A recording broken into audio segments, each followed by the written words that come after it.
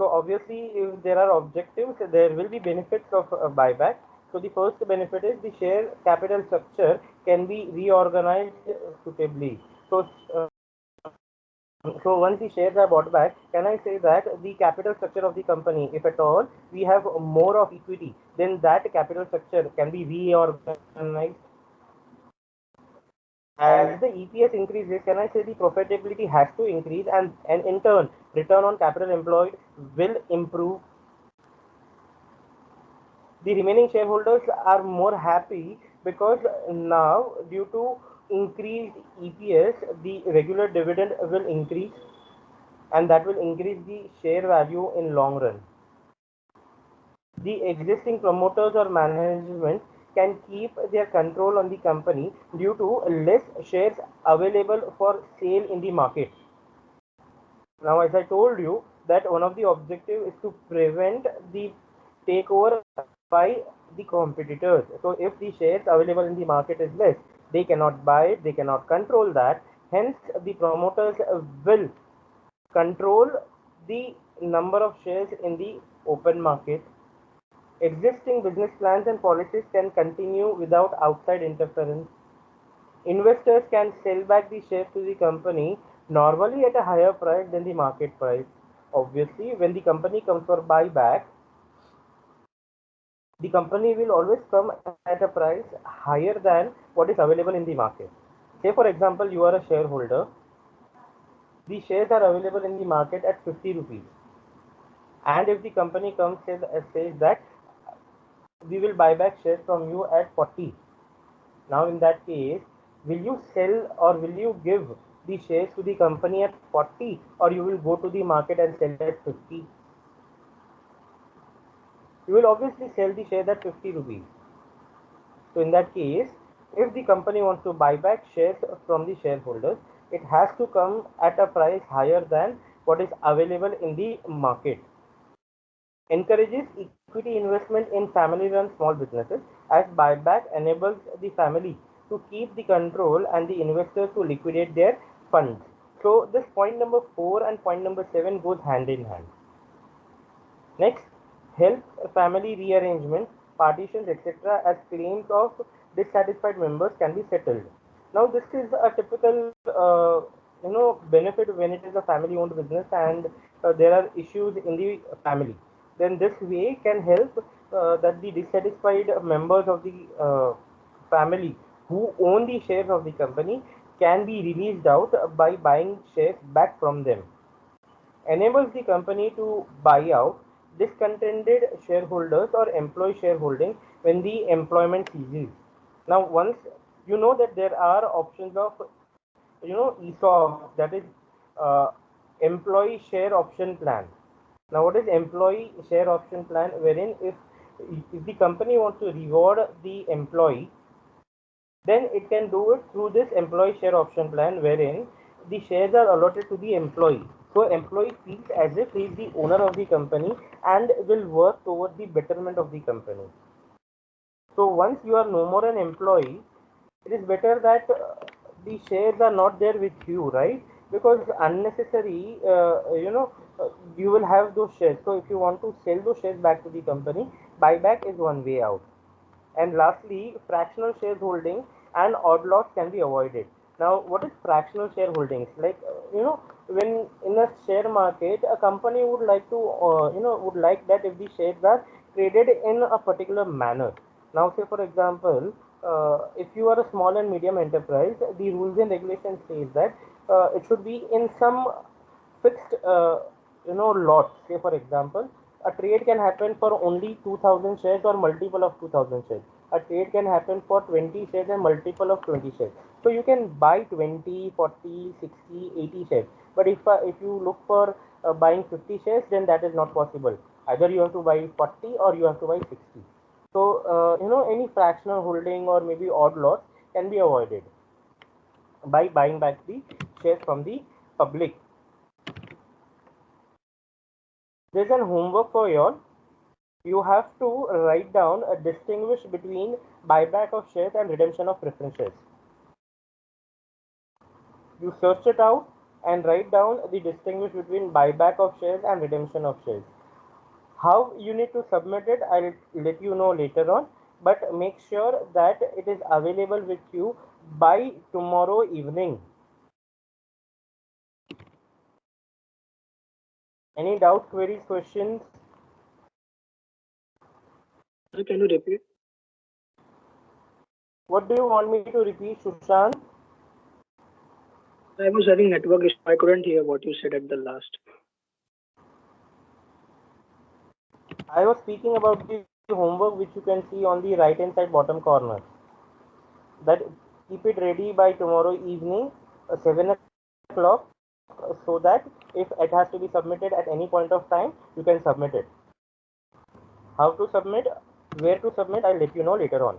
But make sure that it is complete with you by tomorrow evening, 7 o'clock. Okay, sir. Let's go ahead. Now we need to learn the legal provisions, which is section 77. Now I generally don't ask you to remember the section numbers, but yes, here it is important. You need to remember section 77, which gives legal provisions of a buyback of shares. Now this section 77 is the section from Companies Act. What does it give? It gives what are the sources of buyback, from where the funds can be utilized for buyback of shares. So a company can use these three things. Okay. Number one, free reserves. Free reserves are nothing but divisible profits. I have given all a list of divisible profits. If you see at the bottom of the screen, you will find out on the left hand side I have written down divisible profits, and on the right hand side I have written non-divisible profits. So I have given all the examples. Make sure that you go through and you remember the list of divisible as well as non-divisible profits. I hope you remember that your exams will be likely to be MCQ based. So this list can be used over there. Okay. Number one are free reserves, which are nothing but divisible profits. Divisible profits are nothing but those profits which are available for distribution to equity shareholders. So profits which are available for distribution to equity shareholders can be used for back.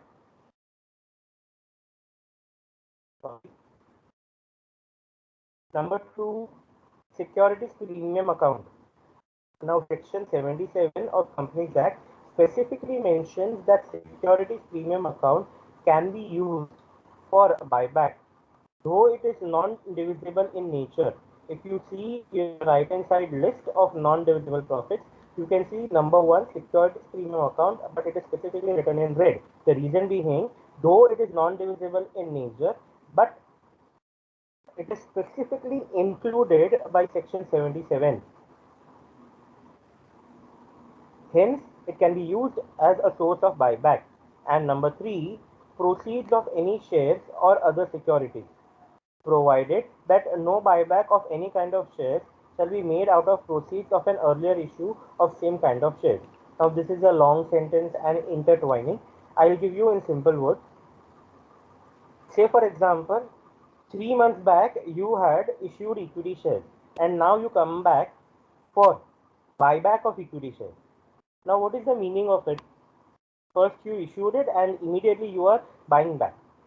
So, if that is the case, then the proceeds of those shares which were issued earlier, that cannot be used. Say, for example, you issued debentures and now you are buying back equity shares. That is fine. Say, for example, you have issued preference shares and now you are buying back equity shares. That is also fine. So that same kind of shares, okay, same kind of shares is very important. Proceeds, provided that no buyback of any kind of shares shall be made out of proceeds of earlier issue of same kind of shares. So if you issue equity shares and buy back equity shares, then that is not allowed. If you issue debentures, if you issue preference shares and you buy back equity shares, that is allowed. Any doubts, queries, questions over here?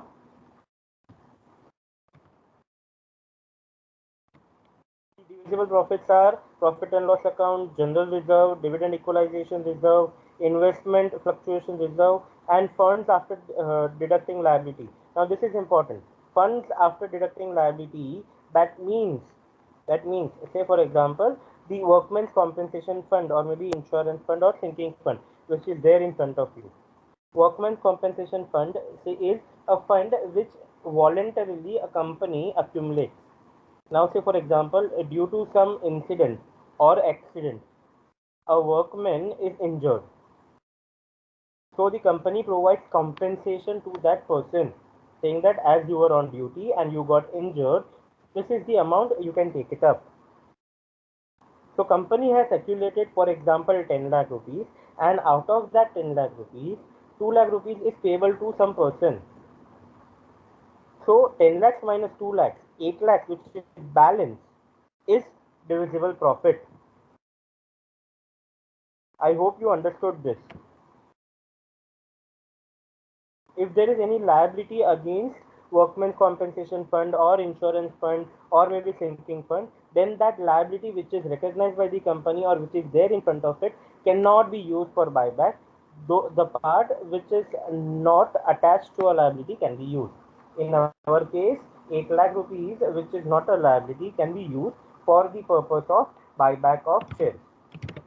Going to the list of non-divisible profits, you have securities premium account.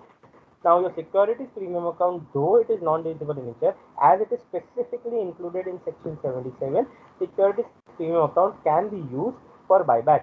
You have capital reserve, capital redemption reserve, development rebate reserve, investment allowance reserve, profit before incorporation, share forfeiture account, revaluation reserve, debenture redemption reserve. These all are non-divisible in nature. Non-divisible means this reserves or from these accounts, it cannot, the company cannot distribute to equity shareholders.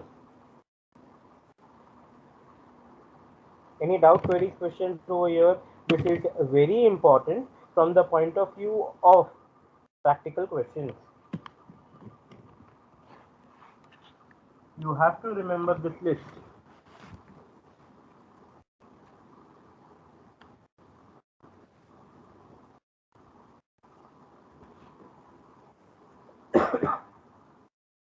Let us go ahead. What are the conditions of buyback? Number one, it has to be authorized by Articles of Association. The Articles of Association has to authorize, saying that the buyback of equity shares are allowed in the company. Number two, special resolution has been passed in general meeting of the company authorizing buyback. So in the general meeting, a special resolution has to be passed. Now, what do you mean by special resolution? Where there is at least 75% people for the meeting to pass a Correct. resolution. Correct. Correct. So 75% or more votes are received in favor of authorizing the buyback in a general meeting. That is special resolution. Number three, buyback is less than 25% of the total paid up capital and free reserves of the company. So you can buy back up to 25% of the total paid up capital plus free reserves. Number four, the ratio of debt owned by the company is more than twice the capital and free reserves after buyback. So after buyback, the debt should not be more than 2 in comparison to capital and free reserves. That is, your debt equity ratio post buyback should be 2:1 or less. It cannot be more than 2:1. And number five, all the shares for buyback are fully paid up. Okay, so now if you see, you have two more points also, 6 and 7. Shares if listed on the recognized stock exchange, then you have to follow the SEBI guidelines if it is listed on the stock exchange, and the buyback of shares are in accordance with the guidelines as may be prescribed. So these are the total 7 things, 7 conditions for buyback. Out of that, if you see 3, 4, and 5 are marked in red. The reason behind it is that 3, 4, and 5 is useful for your practical questions as well. Number 1, number 2, number 6, and number 7 does not have any practical implication. Practical in the sense, what I am trying to say is from the point of view of practical questions what we solve. The time limit of buyback: every buyback shall be completed within 12 months from the date of passing of special resolution. So from the date on which special resolution has passed, from that you have 12 months to complete the buyback. No further issue post buyback. So where a company completes buyback of shares, it shall not issue same kind of shares within a period of 6 months, except by way of bonus, conversion of preference shares or debentures or stock options. That means now you have bought back the shares, the buyback has been complete, and within 6 months, if you would like to issue equity shares, then what was the point? What was the rationale behind buying back the shares? So Companies Act does not allow you to issue the same kind of share within 6 months, except if it is a bonus share or conversion of preference shares to equity shares, conversion of debentures to equity shares, or through the stock option. Stock option is nothing but employee stock option plan. So if those are the cases, that is bonus, conversion of preference to equity, conversion of debentures to equity, and stock option plan, if that is the case, then yes, the company can issue shares. Otherwise, if the company wishes to issue shares to general public within 6 months of buyback, then that is not allowed. Any doubts, queries, questions?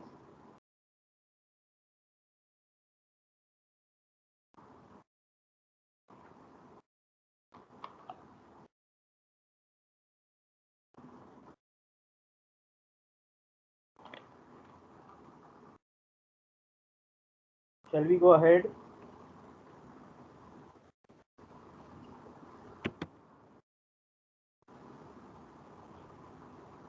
Yes, sir.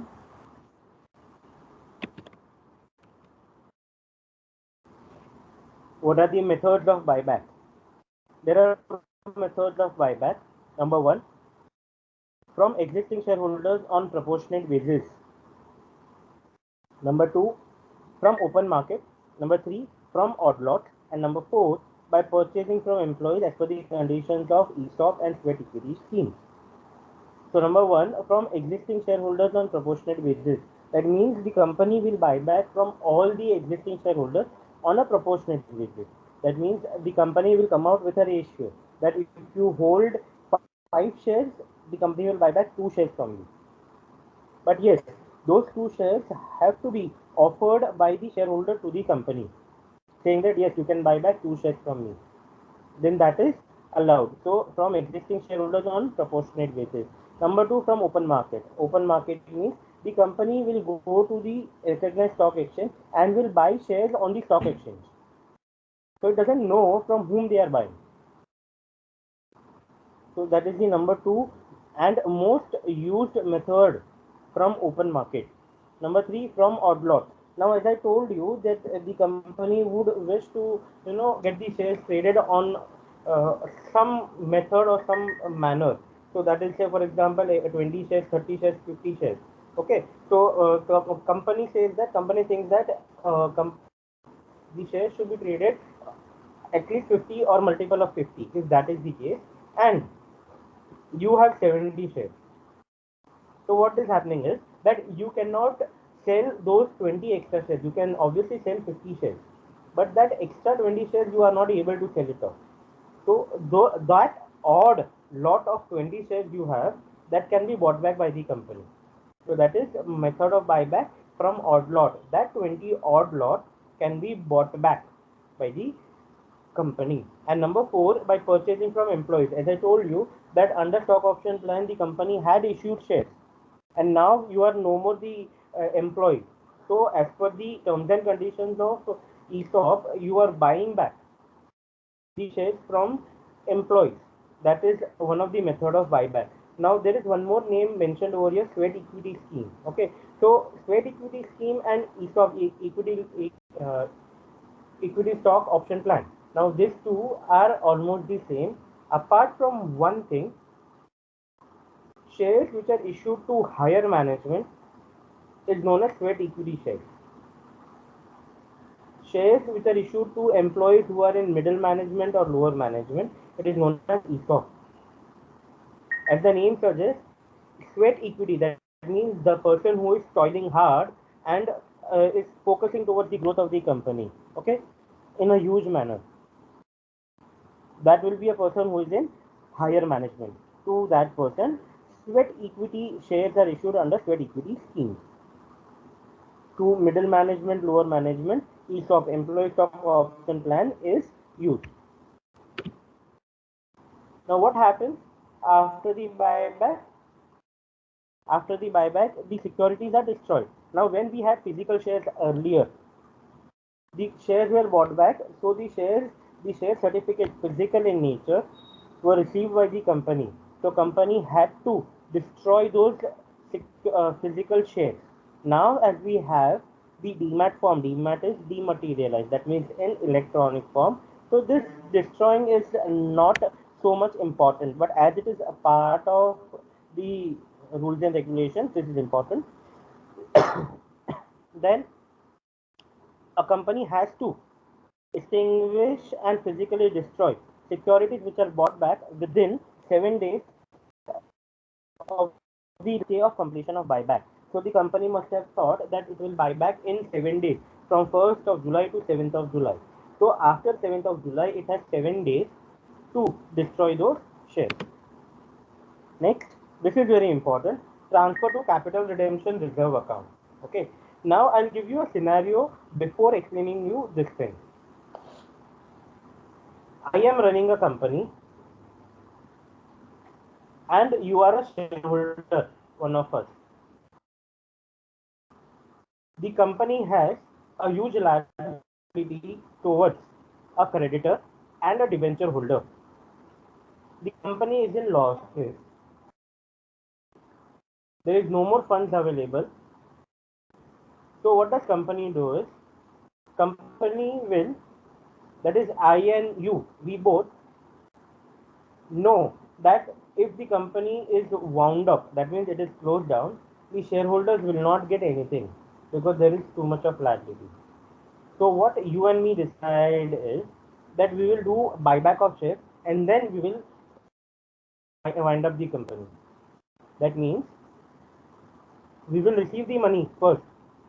Actually, it was debenture holders and creditors who were supposed to receive the money first, but now in this case, as an equity shareholder, we are receiving the money first because we are first doing buyback and then closing down.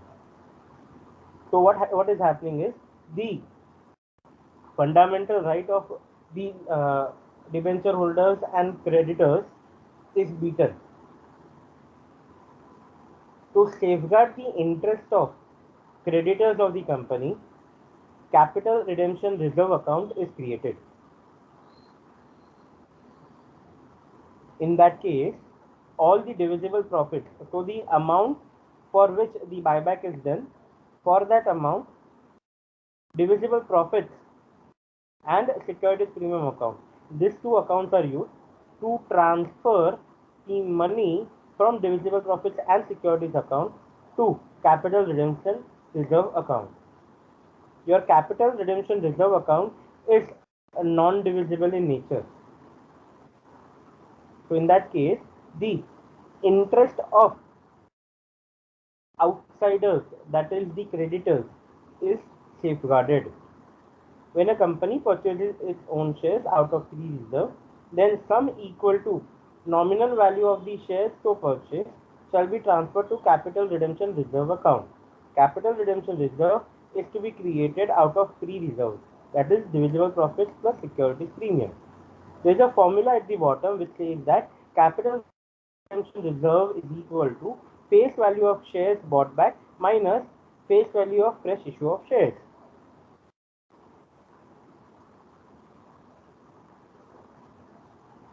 Any doubt, queries, questions over here?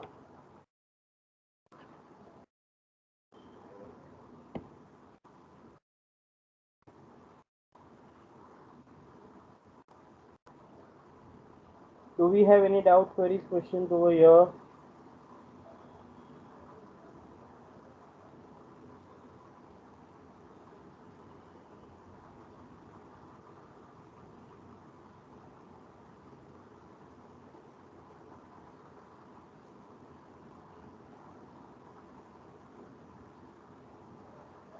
No answer from your side, presuming that everything is clear and going ahead.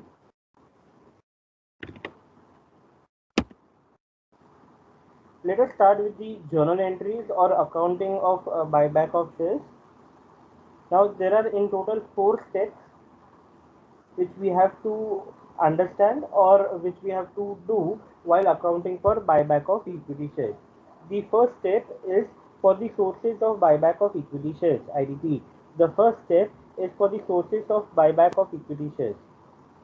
In that, if there are proceeds out of the specific earlier issues of preference shares, debentures or bonds, then we have to pass that entry. That means if the company is issuing preference shares or debentures or bonds at the time of buyback of shares, then this following entry has to be passed, which is bank account debit to preference share capital, debentures or bond account. If the preference shares are issued as security at premium, then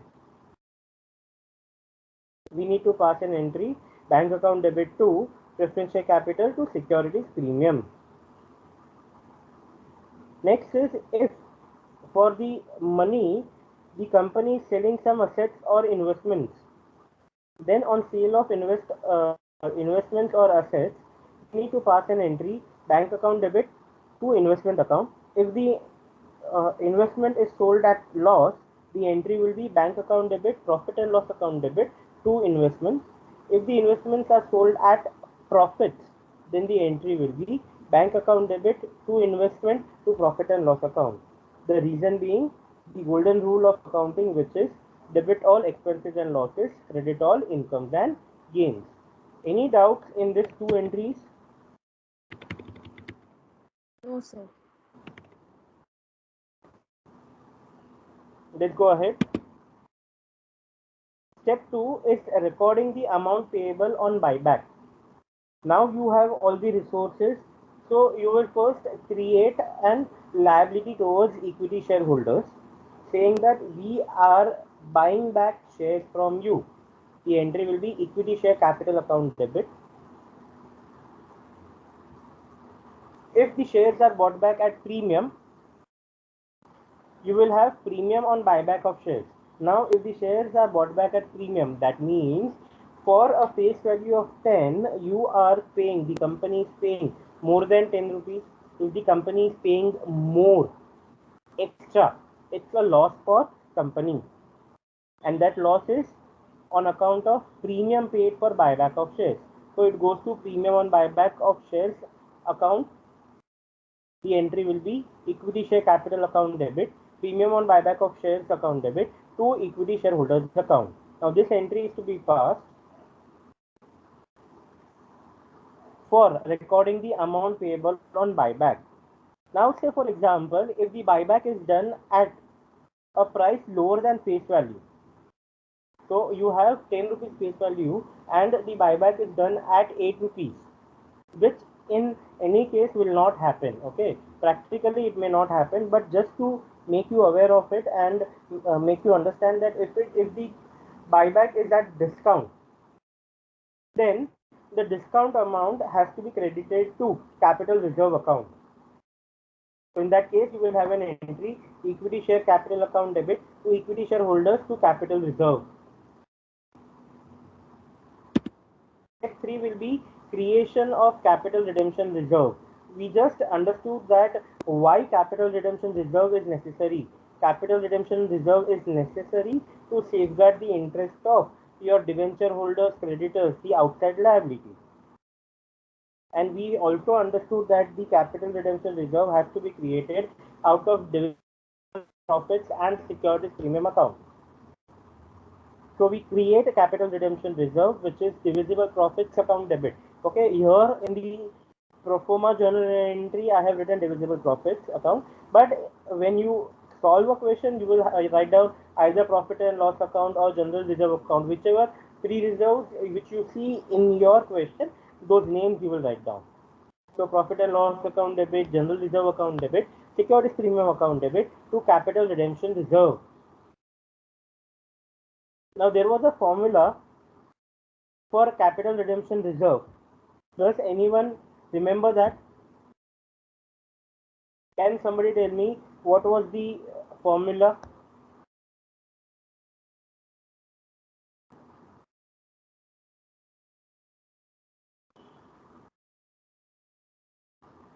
Face value buyback of shares minus face value of fresh issue of shares, I think. Perfect, perfect. So the amount of capital redemption reserve is equal to face value of shares bought back. Okay, face value, that is very important. Face value of shares bought back minus face value of proceeds of fresh issue of shares. If you see in the whole formula, we only have shares and shares. Capital redemption reserve account is equal to amount is equal to face value of shares bought back minus proceeds of fresh issue of face value of shares. Last, the premium is to be paid. So the premium what you have paid has to be adjusted or has to be written off. Okay, so securities premium account debit, divisible profits account debit to premium on buyback of shares. Now the premium is a loss on account of buyback. That loss has to be adjusted against your profits. So securities premium account debit, divisible profits account debit to premium on buyback. Now if you see in the earlier entries, I'll show you again. Here in the entry you are seeing that I have written divisible profits first and then I have written securities premium account. But if you see over here for premium on buyback, first I have written securities premium and then I have written divisible profit. The reason behind this is securities premium had a very limited usage, and one of the usage is premium write-off. So the companies or everyone would first utilize securities premium and then go for divisible profits. Divisible profits are those profits which can be utilized for anything and everything. But securities premium account being a non-divisible profit, it has a limited usage. So at the time of writing off premium on buyback, we have to first utilize securities premium, and if need arises, we will use divisible profits. Securities premium account debit, divisible profits account debit to premium on buyback. And finally, you have payment to shareholders, which will be equity shareholders account debit to bank account. Equity shareholders account debit to bank account. Any doubts over here? Any doubts, any questions, any queries?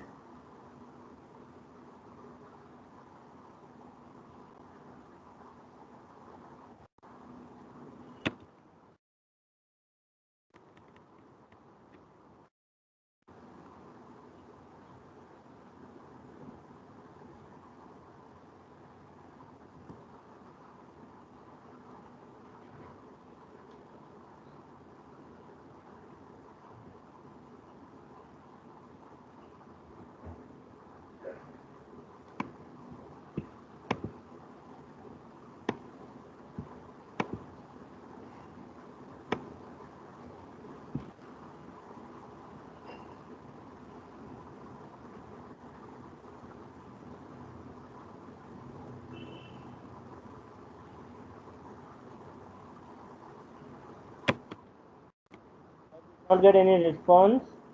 Do you all have any doubts, queries, questions in regards to the buyback of shares, what we have learned today? No, sir.